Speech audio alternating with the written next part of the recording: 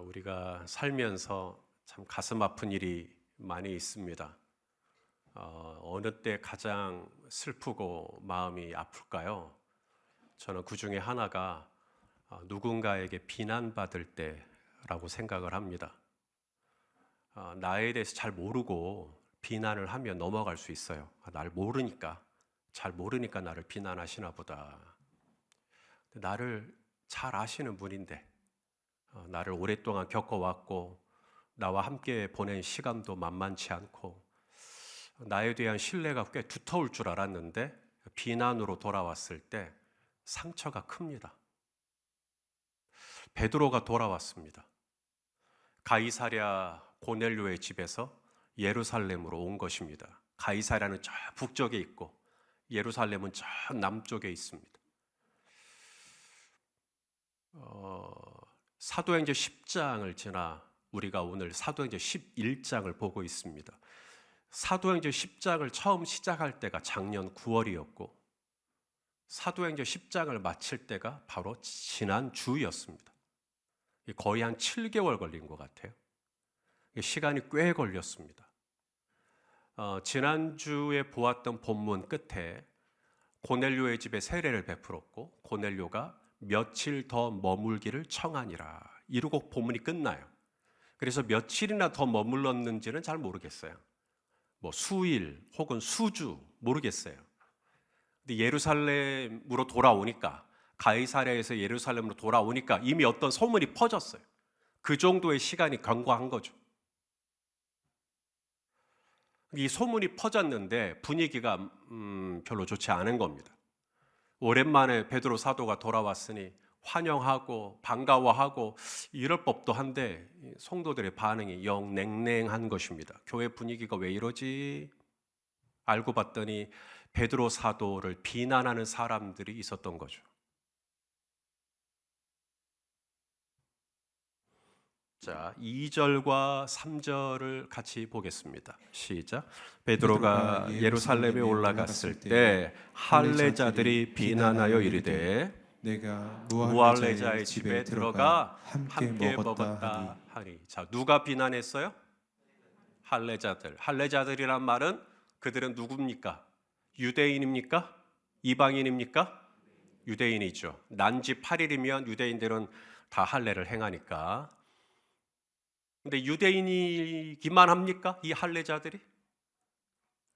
이 할례자들이 베드로를 비난했대요.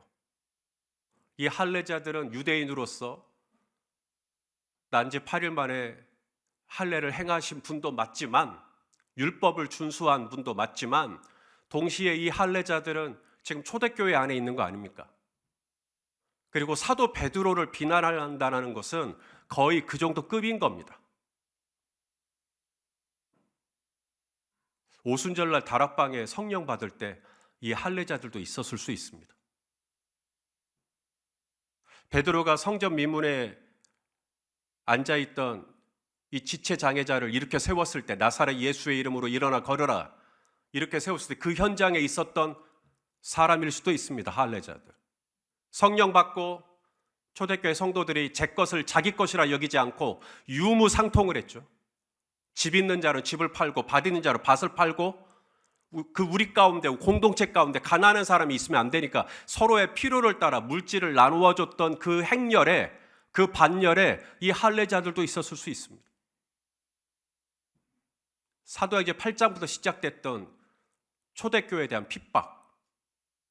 그래서 모든 성도들이 웬만한 성도들은 다 유대와 사마리아로 흩어졌을 텐데 이 할례자들은 여전히 예루살렘 교회를 지키고 있습니다.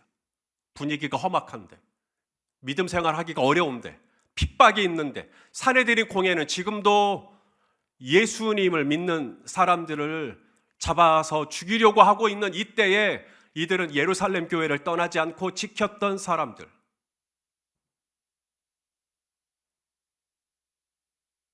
이들은 누구보다도 베드로를 가까이에서 베드로를 봤던 사람들. 베드로가 평소에 어떠한 가치관과 어떠한 정신과 어떠한 우선순위를 가지고 사는 사람인지 뻔히 알았던 사람들. 베드로가 얼마나 보수적이었으며 베드로가 얼마나 유대주의적이었으며 베드로가 얼마나 보수적이었으며 베드로가 얼마나 이방인들과 함께하기를 꺼려했던 인물이었는지 뻔히 아는 사람들, 베드로를 전혀 몰랐다면 모를까, 베드로를 너무나 잘 알고 있는 그분들이 이제 베드로를 비난하고 있는 것입니다.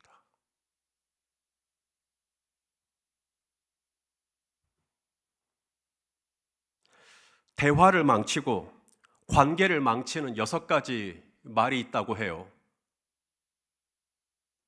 판비강비당합. 판비강비당합. 따라서 할래요? 판비강비당합. 예, 관계를 망치는 6가지 말이랍니다. 많이 들어봤죠? 생전 처음 들어보셔요? 예, 판비강비당합. 판이 뭐냐면 판단하는 겁니다. 판단. 베드로가 이방인의 집에 들어갔구만. 그러면은 분명히 이방인하고 같이 밥 먹었겠구만. 본인들은 본 적도 없어요. 이방인의 집에 들어갔다는 것만으로 판단이 끝난 겁니다. 이제 베드로가 이방인하고 같이 밥도 먹겠네. 이방인하고 같이 잠도 자겠네. 아이고, 가이사랴에 있는 고넬료하고 아예 결혼도 하겠네, 나중에는. 그런 판단까지 막 서는 것입니다. 그리고 비난을 하는 것이죠. 당신은 사도인데, 당신은 초대교회 지도자인데, 이방인하고 같이 교제를 하다니, 내가 볼 때는 당신 맛이 갔다. 당신은 유대인으로서 넘지 말아야 될 선을 넘겼다. 당신은 이제 교만하구나. 당신은 이제 오만하구나. 당신이 무슨 선지자냐? 비난하고 있는 것입니다. 강요하죠. 강요가 뭡니까? 당연히 사도라면, 당연히 유대인이라면 안 해야지. 교제를 안 해야지. 거기 안 가야지. 강요하는 것입니다. 왜 베드로는 가면 안 됩니까? 왜 베드로는 그들과 교제하면 안 됩니까? 근데 강요하고 있는 겁니다. 목사라면 이래야지. 저래야지. 그리고 비교하죠. 사도 요한은 이방인하고 교제도 안 하는데, 안드레는 교제 안 하는데, 저 빌립은 교제 안 하는데 왜 베드로만 지만 잘났어? 왜 베드로 혼자 이방인하고 교제하는 건데? 다른 사람하고 비교하죠. 그리고 당연시합니다. 사도라면, 유대인이라면 당연히 이래야지. 당연히 이방인들하고 교제 안 해. 아무리 이방인이 초대했다고 해도 안 가야지. 그들하고 같이 안 어울려야지. 당연히 그래야지. 그리고 마지막 합리화를 하는 겁니다. 지금 내가 이 말을 하는 게 뭐 나 좋자고 하는 말인가? 내가 다 하나님의 나라와 교회를 위해서 하는 말 아닌가? 이게 합리화입니다. 여러분, 이 6가지 말 중에 여러분 귀에 참 천사의 말처럼 들리는 말이 뭐가 있습니까? 이 6가지 말 중에 단 한 말이라도 우리에게 상처가 안 되는 말이 있나요? 판단, 비난, 강요, 비교, 당연시, 합리화. 이 6가지 말 중에 하나만 들어도 마음이 아파요. 하나만 들어도 찔려요. 하나만 들려도 움푹 패입니다. 생채기가 납니다. 그런데 오늘 이 6가지의 비난을 사도 베드로는 다 듣고 있는 것입니다. 사람이 이 정도 되면 멘탈 나갑니다. 멘탈이 흔들려요. 버틸 수가 없어요. 그냥 다 포기하고 싶어요. 내가 뭐 한다고 이런 소리까지 들어가면서 이 일을 해야 하나. 회의감이 듭니다. 자괴감이 들어요. 그래서 그만두고 그냥 다 포기하고 내려놓고 싶을 때가 있겠죠. 그런데 오늘 베드로는 이 분위기를 반전시킵니다. 자, 오늘 본문이 끝나는 마지막 18절을 봐보십시오. 이상하게 분위기가 달라져 있습니다. 읽어보죠. 시작. 그들이 이 말을 듣고 잠잠하여 하나님께 영광을 돌려 이르되, 그러면 하나님께서 이방인에게도 생명 없는 회개를 주셨도다 하니라. 자, 베드로를 비난하던 사람들이 18절에는 뭐 하고 있죠? 하나님께 영광을 돌리고 있습니다. 비난이 변하여 뭐가 됐어요? 찬양이 되고 있는 거. 비난이 변하여 찬양이 되고 있어요. 하나님께 영광을 돌리고 있어요. 어떻게 된 걸까요? 도대체 베드로가 어떻게 했길래 그를 향한 이 날카롭고 이 냉랭한 이 비난과 조소가 바뀌어서 하나님께 영광을 돌리고 찬양을 드리는, 비난이 변하여 찬송이 되는, 어떻게 된 걸까요? 별로 안 궁금하셔요? 그 이유, 그 비밀을 알고 싶으시면 아멘 해주십시오. 오늘 다 말씀드릴 수는 없고 3가지인데 오늘은 1가지만 하고 나머지 2가지는 다음 주에 나누도록 하겠습니다. 자, 먼저 베드로의 첫 번째 반응입니다. 자신을 비난하잖아요. 그 현장에 있지도 않았고 직접 본 것도 아니고 알고 있는 것도 없으면서 비난하는 거잖아요. 베드로가 차례로 설명한다라는 부분이 있습니다. 자, 우리 4절 말씀을 같이 읽어보죠. 시작. 베드로가 그들에게 이 일을 차례로 설명하여. 오늘은 이것만 나눌게요. 비난이 올 때, 비난을 받았을 때 우리가 많이 실수하는 것 중에 하나가 뭐죠? 나도 같이 비난해버리는 거예요. 나도 같이 퍼부어버리는 거예요. 갈 대로 가는 거죠, 이제. 감정적으로 대응하는 것, 가장 큰 실수입니다. 근데 차례로 설명을 한다. 여기에 어떤 감정이 느껴지십니까? 차분한 감정, 고요한 감정.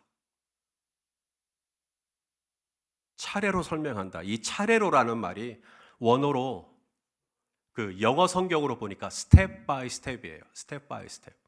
하나하나 차근차근 설명을 하는 거죠. 이건 이렇게 된 거고요.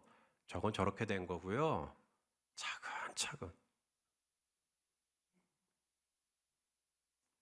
우리가 비난을 받을 때 잘 안 되는 것 중에 하나가 바로 이 부분입니다. 여기서 우리가 많이 틀어져요. 감정적으로 대응하는 거죠. 여러분, 베드로가 누구죠? 베드로가 이 예루살렘 교회에서 그렇고 그런 사람인가요? 베드로는 예루살렘 교회 그 자체입니다. 내가 이 반석 위에 내 교회를 세우겠다. 그래서 베드로로 말미암아 교회가 세워졌어요. 베드로로 말미암아 3,000명이 회심하고 5,000명이 회심하고 교회가 세워졌어요.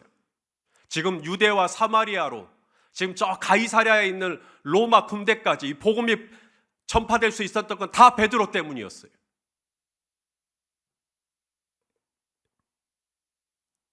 이런 베드로를 비난하는 겁니다. 이런 지도자를 비난한 거죠. 우리 교단에 총회 헌법이 있습니다. 이걸 교회법이라 그래요. 이 교회 헌법의 제3편이 권징편입니다. 거기에 1조 3항에 보면 권징의 사유가 되는, 당회가 이와 같은 경우에는 성도들을 권징할 수 있다. 그 권징의 사유가 되는 목록들이 10몇 가지가 쭉 나오는데 그 중에 몇 가지만 나누겠습니다.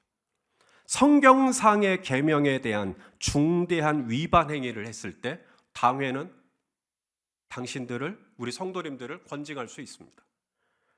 총회 헌법 또는 제규정에 정해진 중대한 의무를 위반했을 경우에도 마찬가지입니다. 예배를 방해했다? 교회법에 바로 걸립니다. 예배를 방해하면 권징에 해당됩니다. 이단적 행위, 이에 적극적으로 동조한 행위, 이단적 행위, 당연히 이단이면 안 되겠지만 이단이 아닌데도 이단적인 행위를 해요.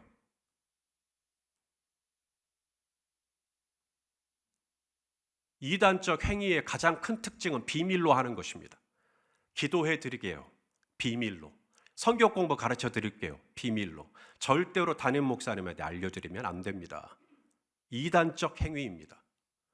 남성교회 모일 수 있어요. 여전도에 모일 수 있어요. 그런데 담임 목사님은 알면 안 돼요. 라는 전제가 붙는 이상 여러분은 거기에 동조하시면 안 됩니다.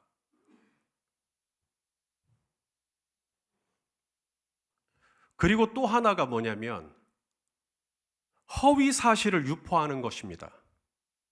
교인 및 직원의 명예를 훼손시켰다. 바로 이 부분은 지금 베드로가 딱 그 경우입니다.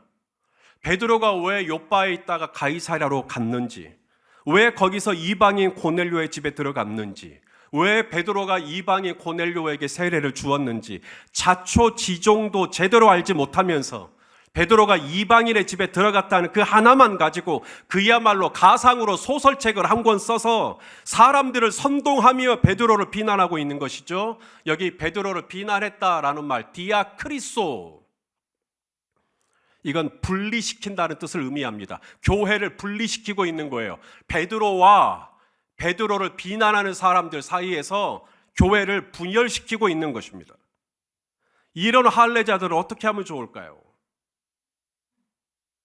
오늘 베드로는 어떻게 대처하고 있죠?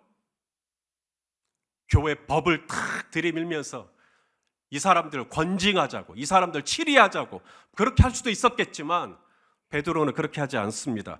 차분하게 설명합니다. 제가 설명해 드릴게요. 제 이야기 좀 들어보세요. 설명해 드릴게요.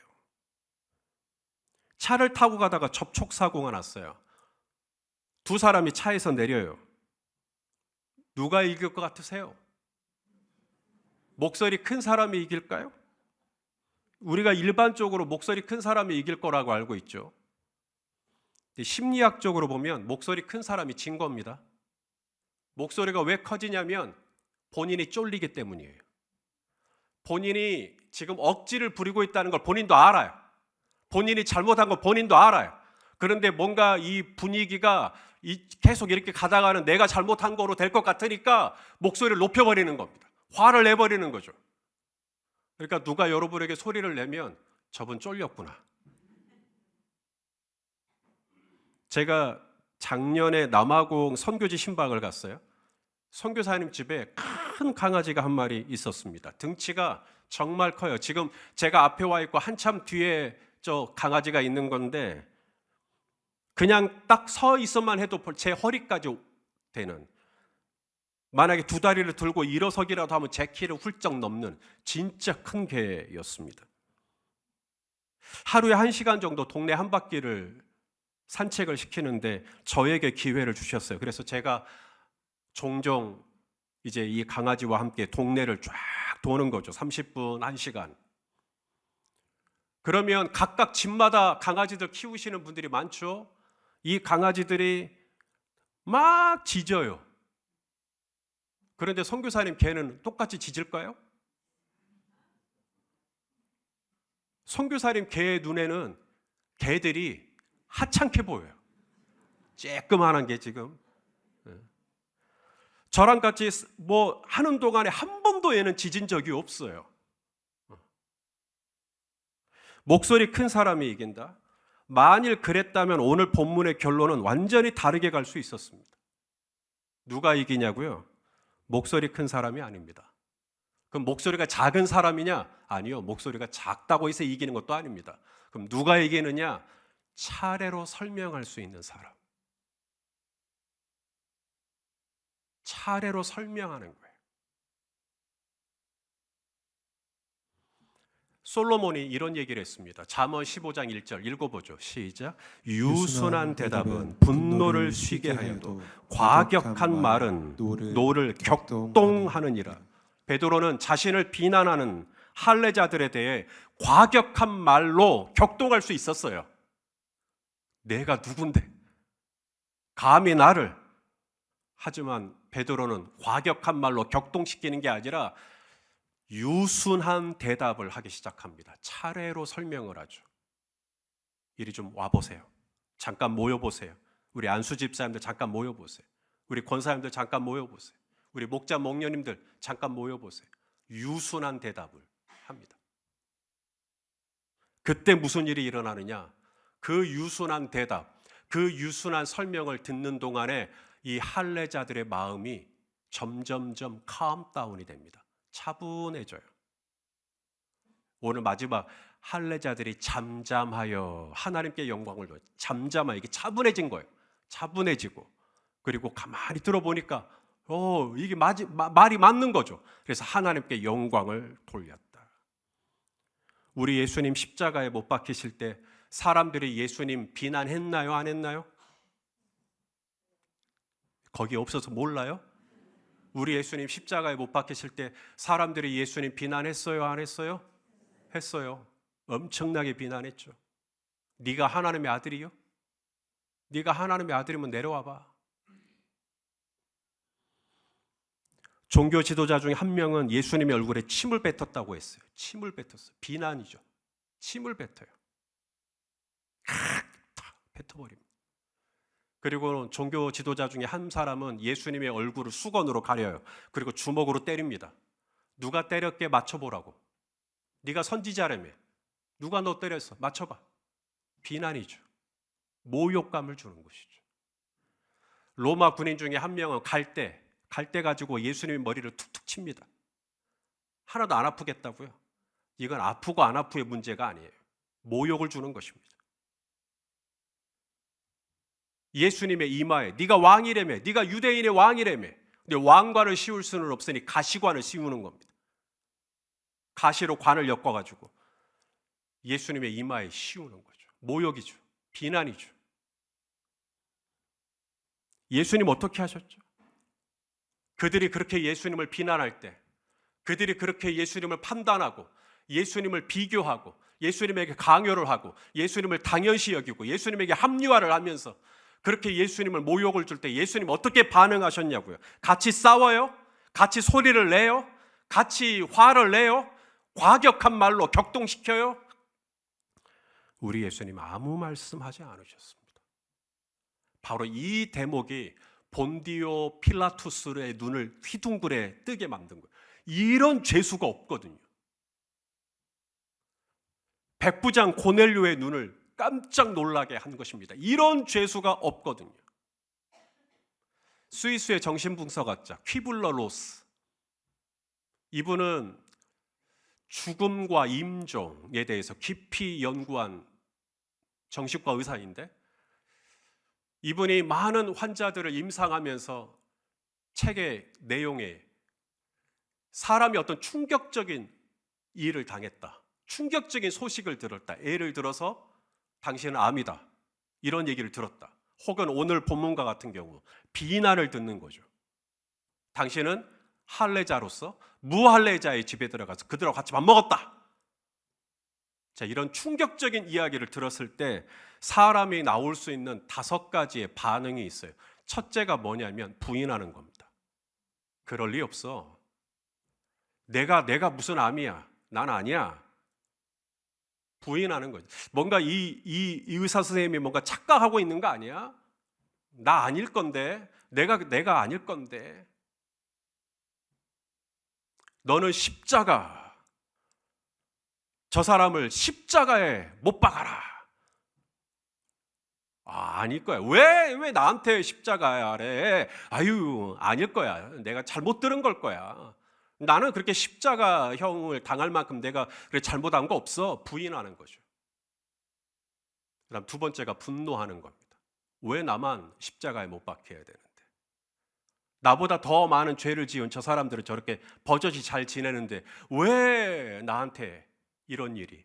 왜 이렇게 기도하고 왜 이렇게 예배드리고 정말 이렇게 주님을 위해서 헌신하고 왜 나한테 그래야 되는데? 분노가 일죠. 그리고 타협을 하기 시작합니다.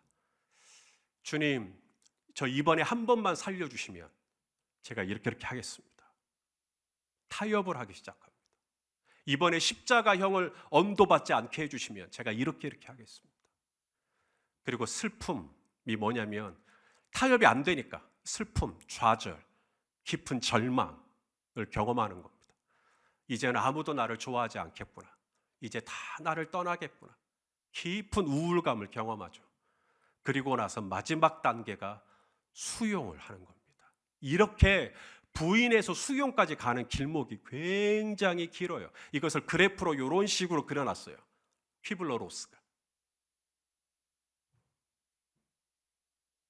그런데 우리 예수님은요, 십자가에 못 박으라고 하는 군중들의 소리를 들었잖아요. 예수님이 나한테 그럴 리가 없어라고 부인하지 않죠. 예수님은 아버지의 뜻이라면 아버지의 뜻이 이루어지기를 원한다고 하면서 받아들이십니다. 예수님은 분노하지 않았죠. 예수님은 오히려 당시를 십자가에 못 박는 사람들을 용서해달라고 기도했습니다. 예수님은 타협하지 않았습니다. 오히려 당신의 우편에 있던 강도를 구원에 이르기까지 네가 나와 함께 낙원에 있을 것이다. 마지막 순간까지 누군가의 영혼을 구원에 이르게 하는 일에 매진했죠. 그리고 예수님은 슬퍼하지 않았습니다. 오히려 십자가에서 이렇게 선포하셨죠. 다 이루었다. 승리의 선언입니다. 슬픔이 아니라 기쁨이죠. 십자가 너머의 즐거움을 바라보면서 십자가의 그 부끄러움을 참으셨다고 히브리서 기자가 말하죠. 우리 마태복음 12장 18절에서 19절 같이 읽어보죠. 시작. 보라 내가 택한 종 곧 내 마음에 기뻐하는 바 내가 사랑하는 자로다. 내가 내 영을 그에게 줄 터이니 그가 심판을 이방에 알게 하리라. 그는 다투지도 아니하며 들레지도 아니하리니 아무도 길에서 그 소리를 듣지 못하리라. 자, 하나님은 예수님에게 이방을 심판할 수 있는 권세를 주셨어요. 여러분, 누군가를 심판한다는 건 힘이 있다는 얘기예요, 없다는 얘기예요? 있다는 거죠. 그런데 그 힘으로 다투지 않습니다. 그 힘으로 들레지 않습니다. 그 힘으로 목소리에 힘을 주지 않아요. 이방을 심판할 수 있었지만 예수님은 오히려 그 권세를 가지고 잠잠히 털 깎는 자 앞에서 잠잠한 양같이 도살장으로 끌려갈 때 아무 저항이 없이 순순히 주인을 따라 도살장으로 가는 양같이. 호세아 11장 10절에도 이런 말씀이 있어요. 읽어보죠. 시작. 그들은 사자처럼 소리를 내시는 여호와를 따를 것이라. 여호와께서 소리를 내시면 자손들이 서쪽에서부터 자, 우리 주님이 사자로서 소리를 내시면, 소리를 안 내시니까 원래 소리가 없는 줄 아는데 아니요, 우리 주님이 소리를 한번 내시면 마치 사자처럼 포효하는 소리를 내시면 저쪽 서쪽에서부터 사람들이 벌벌 떠면서 온다는 거죠. 혹시 사자가 포효할 때 소리 한번 들어보셨어요? 영화나 다큐멘터리 같은 데서 사자가 우악 하잖아요. 그게 데시벨이 140데시벨이랍니다. 사자가 포효할 때 내는 소리, 데시벨 140. 이게 어느 정도의 소리냐면 비행기 이륙할 때 소리 커요, 작아요? 그 소리가 140데시벨. 그래서 사자가 아프리카 밀림에서 팍 하고 포효를 하면 8km까지도 그 소리가 전달이 된대요. 우리 주님이 말할 줄 몰라서 아무 말 하지 않고 베드로가 소리를 낼 줄 몰라서 차례로 설명하는 거 아닙니다. 소리를 내면 저 8km까지도 벌벌 떨 수 있겠죠. 베드로니까, 예수님이니까. 그런데 그렇게 하지 않습니다. 오히려 잠잠히 그리고 차분하게 차례로 스텝 바이 스텝 앉혀놓고 설명을 하는 것입니다. 바로 이 부분입니다. 회피하자는 거 아니에요. 당신이 비난받을 때 그냥 뒤를 돌려서 저런 비난은 있을 리가 없어, 저런 비난을 할 리가 없어, 그렇게 부인한다고 해서 그 비난이 사라지는 건 아니에요. 대응하되 감정적으로 대응하지 말고 차례로 설명해 보는 것입니다.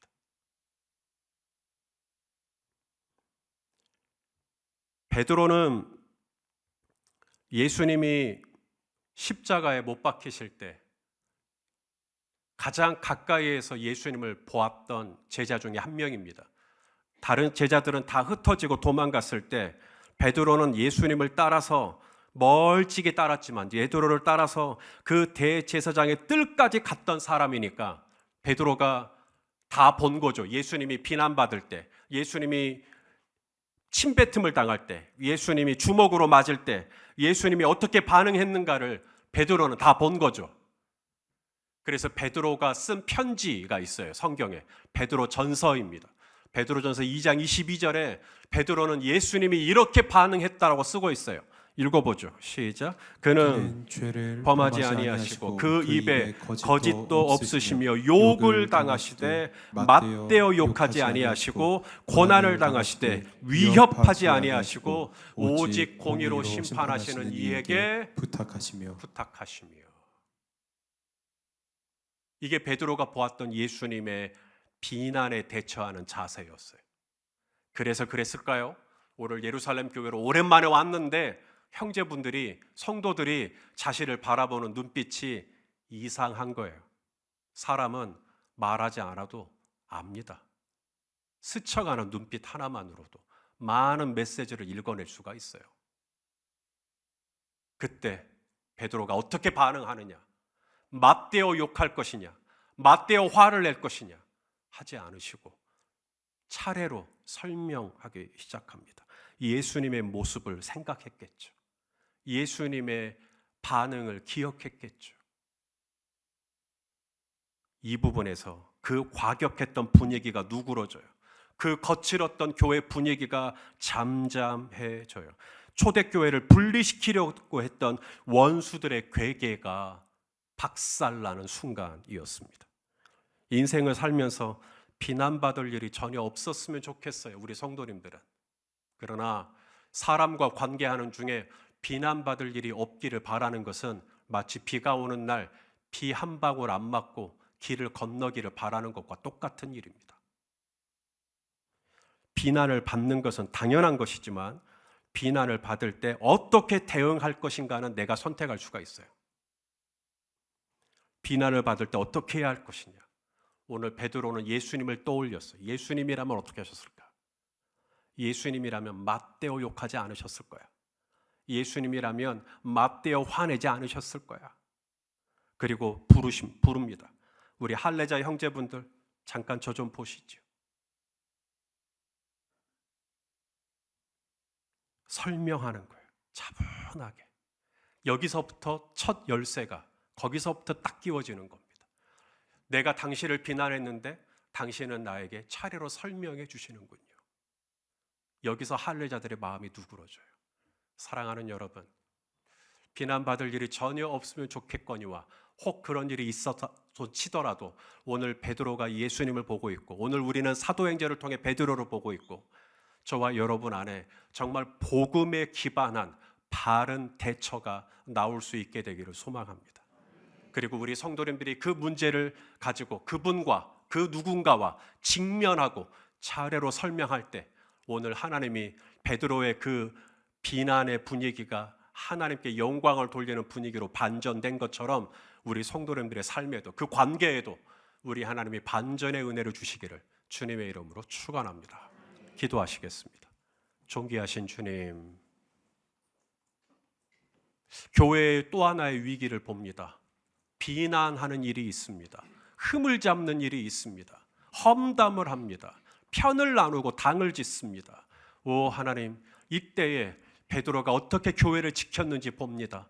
오 아버지, 우리에게 지혜를 주시고 우리 또한 베드로처럼 그리고 우리 예수님처럼 그렇게 비난에 대처할 수 있도록 아버지 우리의 마음과 생각을 붙잡아 주시옵시고 절대로 감정적으로 대응하지 않도록 우리를 온전히 주장해 주시옵소서. 예수님의 이름으로 기도합니다. 아멘.